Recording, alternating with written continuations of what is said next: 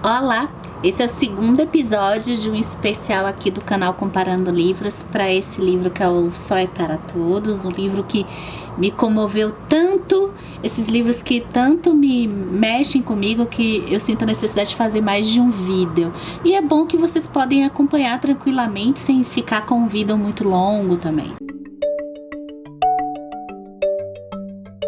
No episódio anterior, que está linkado aqui no box de descrições, a gente comentou um pouco do livro sob forma, do ponto de vista geral, e como que a Scout começa a construção dela como uma criança de 8 anos, que vive nessa cidade pequena de Maycomb. Nesse agora, segundo episódio, a gente termina com a discussão de quando a Scout se dá conta com a frase, né? Meu pai defende negros. E nesse segundo episódio a gente continua discutindo o processo educativo da Scout e agora mais próximo do julgamento do Tom Robson. Primeiro ponto para a gente começar esse vídeo é como que pelo olhar da Scout a gente percebe um certo peso e julgamento dos vizinhos sobre o processo educativo,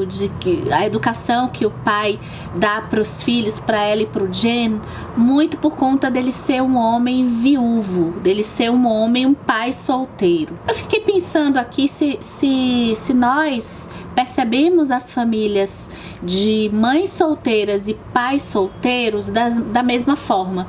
Eu fiquei pensando se a gente dá uma condição mais assim, olha que bonito o pai solteiro tomando conta dos filhos, do que uma mãe solteira tomando conta dos filhos. Os vizinhos do Atticus, eles veem muito assim a necessidade de uma mulher para tomar conta das crianças. Esse livro se passa no início do século XX, assim, acho que lá pela década de 20, década de 30. Então era muito comum ter esse pensamento assim. O Atticus, ele passa o dia todo dele trabalhando. Agora, a minha impressão do livro, eu queria muito saber a impressão de você que leu, é que o Atticus, mesmo ele passando o dia todo trabalhando, ele tem uma influência tão forte na educação dos filhos. A gente viu que no vídeo passado que a Calpurnia é que fica ali, de certa forma, vigiando e tomando conta dos procedimentos e da programação do dia, assim, das crianças. Então, como todo mundo fica meio dando pitaco, tem na página 115 da minha edição, que é da editora José Olímpio, tem assim o dilema do Atticus de bater ou não bater na Scout. E eu gosto porque ele diz assim, olha, eu nunca precisei, porque a Scout, principalmente no começo da história, ela começa o livro muito traquina, ela é muito descontrolada, ela não leva desaforo para casa. Se algo aborrece, na cabeça da Scout, ela tem que resolver sob o ponto de vista agressivo. Então, o pai da Scout, o Atticus, ele fica pensando assim, poxa, imagina quando, agora que tá começando esse processo do julgamento do Tom Robson, que a cidade tá eminentemente contra o Tom Robson, porque ele é negro, e contra mim, porque eu tô defendendo o Tom Robson e o crime de estupro. Então imagina como vai ser os vizinhos e o que ela vai ouvir, o que a Scout vai ouvir dos outros. E ela se porta muito com o que ela ouve. E como vai ser a reação dela a isso? E o Jim é um menino mais controlado. E o bacana do Só é para Todos é a gente ver como que a reação deles dentro do, assim, no decorrer do julgamento, né, no decorrer até chegar ao julgamento, acaba surpreendendo. Acho que muito por conta do que a gente vai acompanhando, que a Scout vai aprendendo em relação ao Tom Robson, ao racismo. Eu acho lindo a parte que ele responde, né, que é questionado assim, poxa, você nunca bateu nela.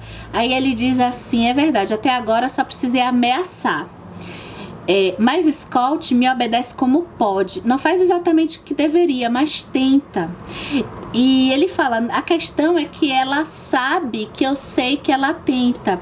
Eu acho uma lição assim de educação, como que o Atticus, ele vê, e isso não vale só para pais com filhos, eu acho que vale com professores, com alunos, todo esse processo, esse chefe com o subordinado.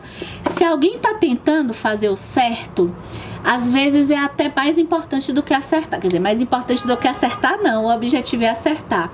Mas errar por displicência ou negligência é diferente de errar tentando acertar. A Calpurnia, que toma conta da Scott, ela é uma negra e ela trabalha lá e mora junto com outros negros que são menos favorecidos na cidade. A Scott, ela vai ter um aprendizado tão interessante que é o questionamento dela de Calpurnia, por que você fala certo quando você tá com a gente? Porque ela sabe falar certo, ela aprendeu a falar certo. O certo é que eu tô falando do jeito estudado, né? Com uma certa educação, né? Com a frase gramaticalmente correta.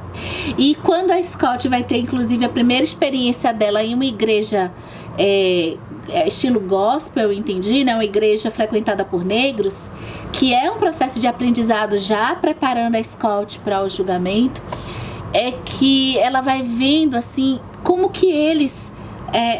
assim, ela vai conhecendo. Quando a gente conhece o outro, é que eu acho que também é uma forma de quebrar o racismo. A gente tem os vídeos aqui de como matar o pensamento branco. Quando a gente conhece o lado dos negros, quando a gente conhece as situações de vários, do ponto de vista de várias vozes, a gente consegue matar aquilo que passaram pra gente de um jeito que estimulou o preconceito. Então Scott, ela pergunta pra Calpurnia por que ela fala errado quando ela tá junto com os outros negros.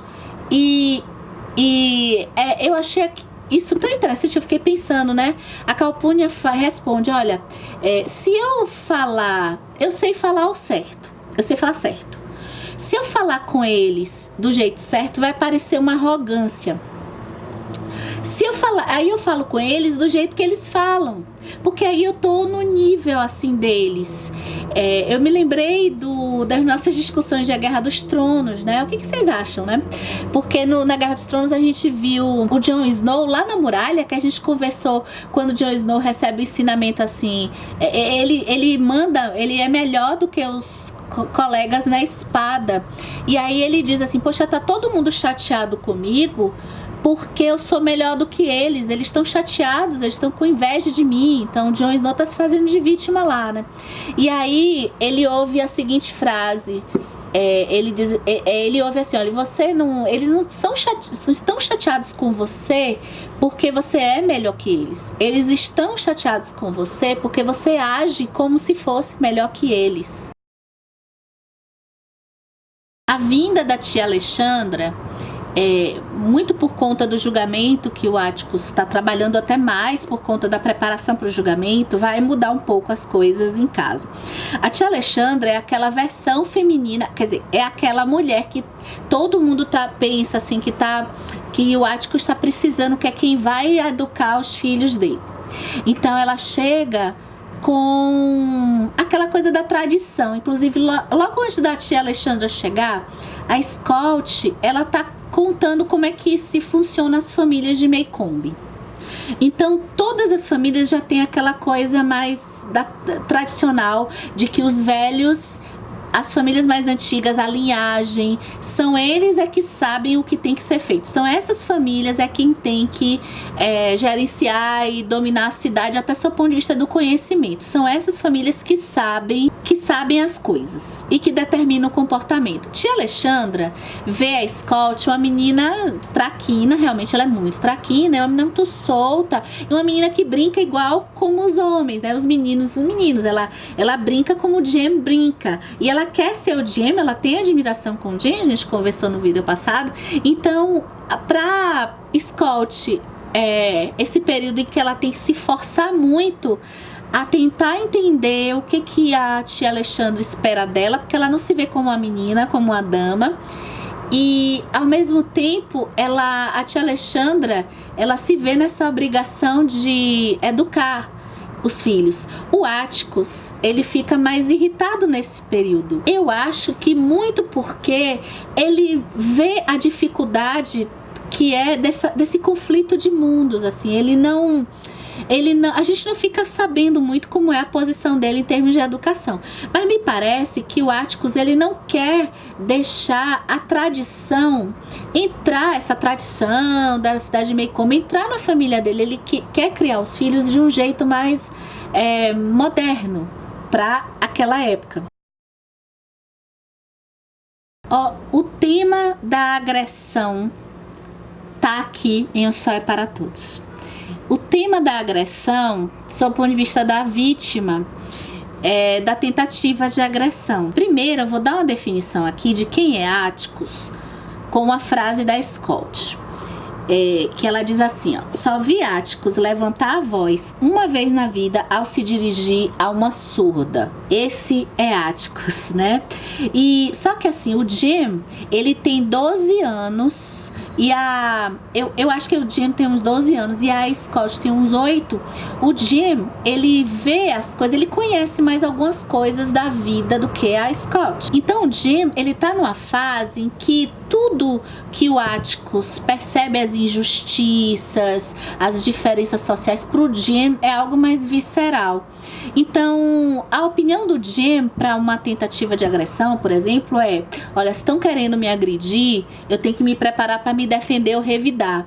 E repara assim que no começo da história, a Scott, nessa visão infantil, ela tem isso também. Se alguém me agredir, eu vou revidar. E na página 197 tem um ensinamento do Atticus tão bonito, que é assim, olha, talvez quisesse mesmo me bater. Mas, filho, quando você for mais velho, vai entender melhor as pessoas. Uma multidão, qualquer que seja ela, é sempre formada por pessoas. Na noite passada, o seu Cunningham fazia parte de um grupo, mas continuava sendo uma pessoa. Todo grupo, em toda cidadezinha do sul, sempre é formado por pessoas que a gente conhece. O que não diz muito a favor dessas pessoas, não é? Então, quem lê o livro vai perceber exatamente a situação que... acho que vai lembrar dessa parte. Quem não lembrar, pergunta aqui nos comentários que eu ajudo. Porque eu não quero dar o spoiler de por que ele deu esse ensinamento, né? Que é uma situação muito bonita do livro que acontece. Que a Scott acaba ajudando tudo, né? Então, o que ele tá dizendo? Assim, eu lembrei muito da questão das pessoas. As convicções individuais, muitas vezes se amplificam quando as pessoas estão em grupos. Grupos que vão detonar alguém, que vão também idolatrar alguém. Repara que todo o movimento de manada e de grupo, muitas vezes tem pessoas que não estão tanto no seu pensamento individual. Quando existe a quebra, quando se quebra, por que aquele grupo tá com tanta raiva para fazer aquela agressão, por exemplo? Quando isso se quebra e cada um pensa individualmente, até que como foi que chegou até aquele ponto, muitas vezes é que se percebe os exageros e como que o grupo, tanto o grupo fortalece, como é o caso, por exemplo, das organizações de trabalho. Quando você se junta com alguém do seu grupo para pedir alguma coisa, você está mais forte. E isso também tem que se reparar, porque o grupo pode estar mais forte para violentar uma pessoa, para agredir. O grupo pode estar mais forte e no grupo você pode perder a sua essência individual. Eu gosto muito da parte que a Scott está conversando com o Jim sobre o que é uma criança mestiça, né? E ele vai explicar para ela, né? Ela é uma metade branca, metade negra.